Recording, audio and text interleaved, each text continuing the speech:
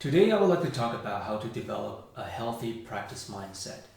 In this video, I will cover three main things. The first thing is a common practice known as the reward system. What it is, how it works. The second point will be why reward system could be a very bad thing to your overall development in classical music. And then third is what you can do to change that and to make your practice an enjoyable and fun experience. So first thing, the reward system. So what is the reward system? I'm sure a lot of you who have piano students or you're a pianist yourself, at some point of your life you might have said something like, all right, if I practice, after practice I get to have ice cream. Or when you're telling your student, okay, if you practice you get stickers, you get candy, etc., etc. Now, while it is a good strategy to use, it also motivates a person or a student immediately. It actually could have a very dangerous consequence in the long run, and I'll explain why. The moment you tell yourself or a student that I'm going to practice first and after that I'll get my reward, so immediately you're conditioning yourself to think that practice is something that is not desirable. That is because it's not desirable. After my practice, I'll get something that I really enjoy. Now, the risk of doing that is that you're subconsciously training yourself to think that practice is bad, but I'll get something really good afterwards. And so two bad things that could happen is that first, the reward, you might have to add more reward as time goes on, because a candy doesn't work anymore, a sticker doesn't work anymore, or getting ice cream afterward doesn't work anymore. You need more external stimulant to make the practicing worth it. So that's the first disadvantage. The second disadvantage is that the more you do, the more you add to the reward part, the more negative connotation you add to the practicing. So that means you are unintentionally making practice more undesirable than it needs to be.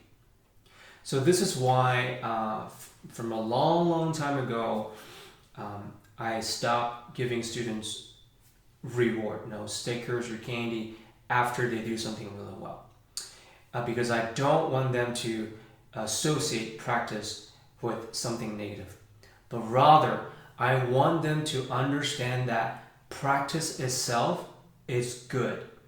It is something that is desirable.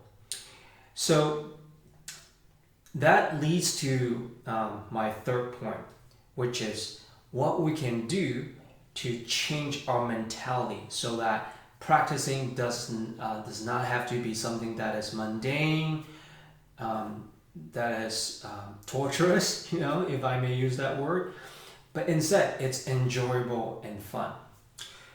So the first thing you need to understand is that people who are very good at something, for example, sports, basketball, or ice skiing, or figure skating, or piano, right?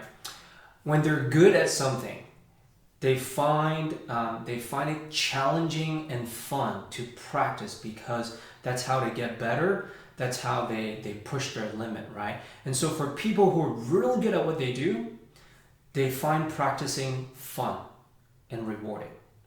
Now, so how do we go from not being very good to very good, right? So that is such a long journey. And so what you want to do is that you make the process enjoyable for yourself. You make the process fun. If you can do that, then you start to get better and better. And when you get good at doing something, you find it very rewarding and you want more. You want to challenge yourself more and you push a limit more, and then you get even better. And so you're going on a very positive cycle, right? So the process. How do you make the process fun? Now, when we talk about practicing, it's gonna, you will expect hard work, discipline, perseverance, endurance, all those good stuff. All right. Now, I can't say they're all enjoyable, but they're not in nature bad or boring. I think a lot of the time we as teachers or pianists, we make them boring. You know, we perceive them as monotonous, but there's actually nothing in nature or practice itself that tells us it is bad or boring. And so what I find very interesting and helpful for myself is that I try to make practicing almost like a game. Makes it really fun for myself. Something that I can really relate. And so when I'm having fun practicing, then I start to get better and better. And then because I get better, I start to feel better about doing more difficult things. So how to make it fun, right? I think that is very important. That is the secret of having a healthy practice mindset. Is that you need to find something that interests you. For example, I love video games. Now, I love playing games like the Dragon Age, Mass Effect, all those great RPG games. So in those games, you need to level up your characters, right? And so when I'm practicing, I try to imagine.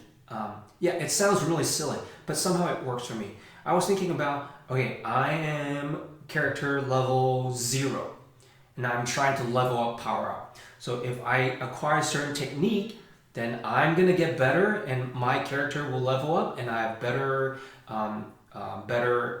equipment, right, or weapon, things like that. And so I try to make that kind of like tricking my mind to make it almost like I'm playing video game when I'm playing piano. And one very distinctive example is that Lang Lang, the famous concert pianist, he once said through his childhood, it was really tough. He practiced 8-10 hours every day as a kid, and the only thing that made it fun was that he was thinking about Tom and Jerry.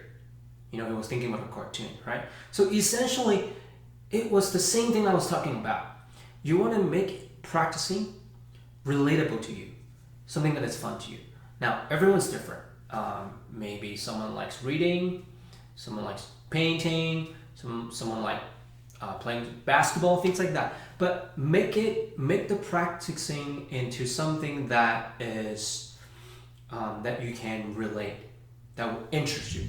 I think that is really the key. And so as soon as I did that, as soon as I made that switch, practicing became much more fun for me. I'm not enduring the practice session anymore. I'm actually in the zone a lot more. My brain was actively engaged with the music.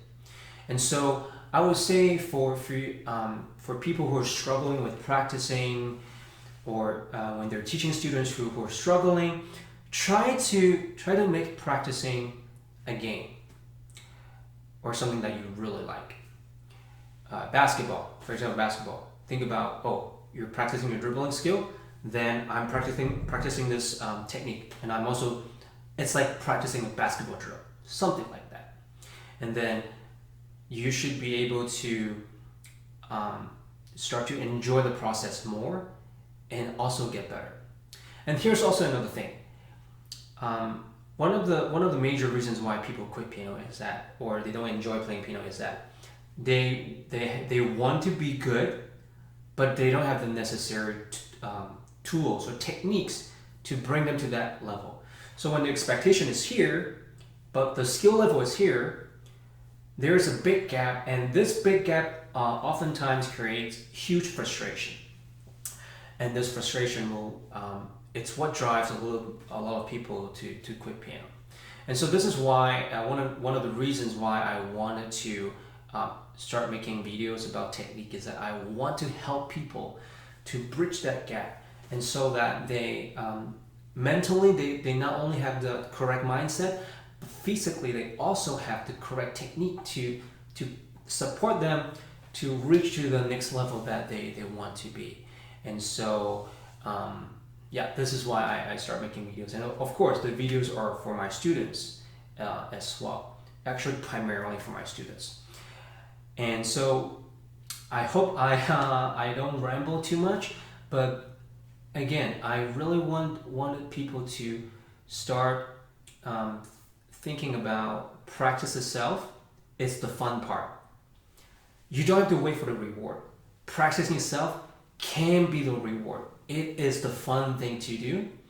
And as you adapt that mentality, I hope you will find practicing a lot more enjoyable and fun. And so thank you so much for watching this video, and I hope I will see you in the next one. Thank you.